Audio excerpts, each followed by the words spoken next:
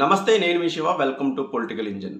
Allu Arjun arrest తర్వాత మధ్యంతర bail, ఈ మొత్తం ఎపిసోడ్ అల్లు అర్జున్ విషయంలో పుష్ప సినిమా విషయం దగ్గర మొదలు పెడితే, పుష్ప 2 సినిమా విషయం దగ్గర మొదలు పెడితే ఇప్పుడు అరెస్టు మధ్యంతర బెయిల్ వరకు పూర్తిగా ఈ వ్యవహారం అంతా రాజకీయ వలయంలోకి వెళ్ళిపోతుంది.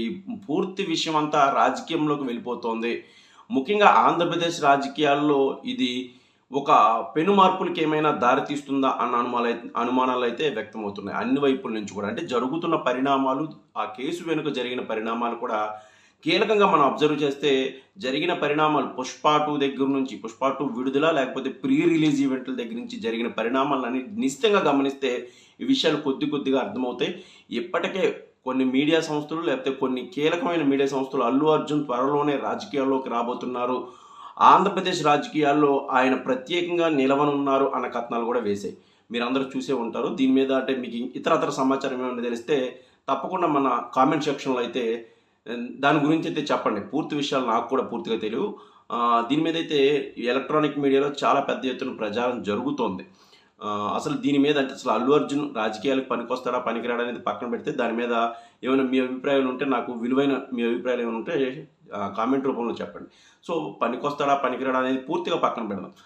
అల్లు అర్జున్ని ముందు పెట్టి వెనకాల రాజకీయం చేసేందుకు, లేకపోతే క్రౌడ్ పుల్లర్గా పూర్తి స్థాయిలో రాజకీయాన్ని తన మలుపు తిప్పేందుకైతే కొన్ని రాజకీయ పార్టీలు అయితే భావిస్తున్నట్లు చెప్పాలి. అంటే ముందుకు వెళ్తున్నాయి, అల్లు అర్జున్ ముందుకు వెళ్తున్నాయని బలంగా చెప్పొచ్చు. ఎందుకంటే అల్లు అర్జున్ సంధ్యా థియేటర్కి వెళ్ళడం, ఆయన ప్రమేయం లేకపోయినా ఒక మహిళ చనిపోవడం, అంటే క్రౌడ్ పుల్లర్గా ఆయన వెళ్ళినప్పుడు అక్కడికి వచ్చే జనాల తోపులాట్లో ఒక మహిళ చనిపోవడం అనేది నిజంగా బాధ కలిగించే అంశం. కానీ ఇలాంటి కేసుల్లో గతంలో కొన్ని రాష్ట్రాల హైకోర్టులు అయితే మధ్యంతర తీర్పులు ఇచ్చాయి.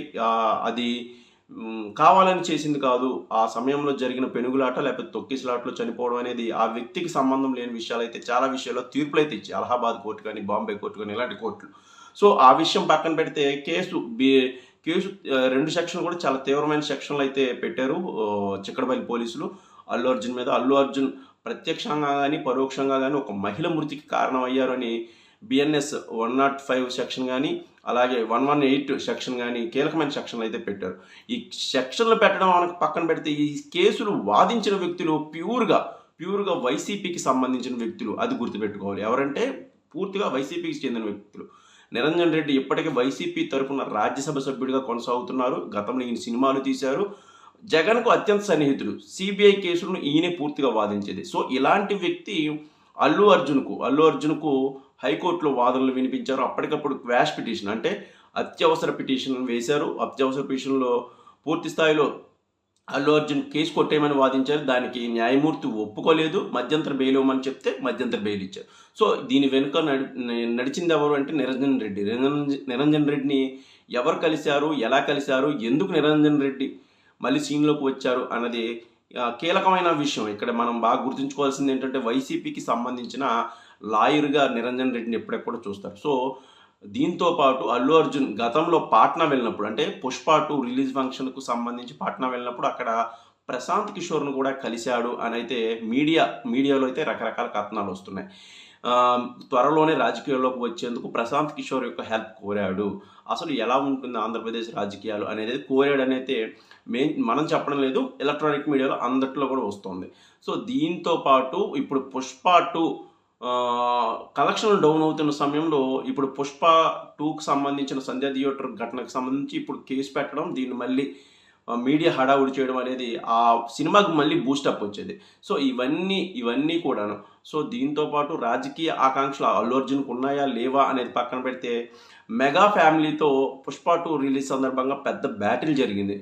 ఇటువైపు అల్లు అర్జున్ ఫ్యామిలీకి కానీ, మెగా ఫ్యామిలీకి కానీ.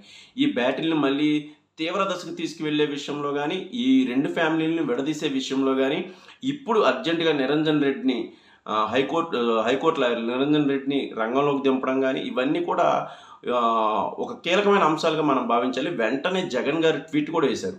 అల్లు అర్జున్ అరెస్ట్ చేయడంగానే దీన్ని ఖండిస్తూ జగన్ గారు ట్వీట్ వేశారు.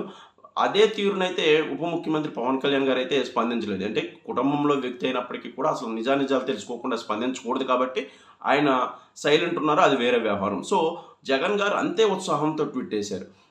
అల్లు అర్జున్ అరెస్ట్ దారుణం అన్నట్టు వేశారు. సో ఇవన్నీ కూడా ఒక పొలిటికల్ సినారియోలో భాగమా, లేకపోతే అల్లు అర్జున్ చుట్టూ ఒక పొలిటికల్ తెర అనేది ఏర్పడుతుందా, ఏర్పరుస్తున్నారా, లేకపోతే ఆయన ప్రమేయంతోనే ఏర్పరుస్తున్నారా అనేదైతే కీలకం. ఎందుకంటే ప్రశాంత్ కిషోర్ని కలవడం కూడా అల్లు అర్జున్ చేశారు అనేదైతే కొన్ని ఎలక్ట్రానిక్ మీడియాలు చెబుతున్న సమయంలో ఇవన్నీ కూడా ఖచ్చితంగా అల్లు అర్జున్ రాబోయే రోజుల్లో ఏమైనా పొలిటికల్గా, అంటే రాజకీయాల్లో నేను ముందుగానే చెప్తున్నాను, ఎప్పుడు ఏదైనా జరగవచ్చు కాబట్టి రాజకీయంగా అల్లు అర్జున్ దీన్ని బేస్ చేసుకొని ఏమైనా పొలిటికల్లో కూడా దిగొచ్చా, లేకపోతే పొలిటికల్గా ఒక స్టెప్ ముందుకు వేయొచ్చా అనేది అయితే కీలకంగా మారింది. గతంలో అల్లు అరవింద్ ప్రజారాజ్యం సమయంలో కీలకంగా వ్యవహరించిన విషయం అందరికీ తెలిసిందే. సో పొలిటికల్గా ఆయనకు కొంచెం టచ్ ఉంది కాబట్టి కొడుకును ముందు పెట్టి అల్లు అరవింద్ ఏమైనా మొత్తం ఈ వ్యవహారం నడిపిస్తున్నారా అనేది కూడా అనుమానం అని అయితే నేను చెప్పగలను. సో ఈ మొత్తం వ్యవహారం ఎటు వెళ్తుంది అనేది అయితే చాలా కీలకంగా క్లీన్గా అబ్జర్వ్ చేయాల్సిన అవసరం అయితే ఉంది. Thank you.